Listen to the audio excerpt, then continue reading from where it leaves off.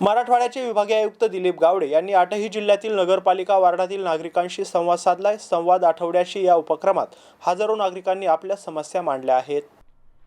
PM Svanidhi योजना, प्रधानमंत्री आवास योजना, घरकुलासाठी जागेची अडचण, नगरपालिका क्षेत्रातील पाणी पुरवठा, रस्ते यासह नागरिक क्षेत्रातील नागरिकांना येणाऱ्या अडचणी आज नागरिकांनी थेट विभागीय आयुक्तांसमोर मांडल्या। विभागीय आयुक्त दिलीप गावडे यांनी नागरिकांनी मांडलेल्या अडचणी तत्परतेने मार्गी लावण्यासोबतच याबाबतचा अहवाल 2 दिवसात विभागीय आयुक्त कार्यालयाकडे सादर करावा असे निर्देश दिले। विभागीय आयुक्त दिलीप गावडे यांनी नागरिकांना अडचणींच्या काळात प्रशासन कायम आपल्यासोबत असेल असा दिलासा दिला।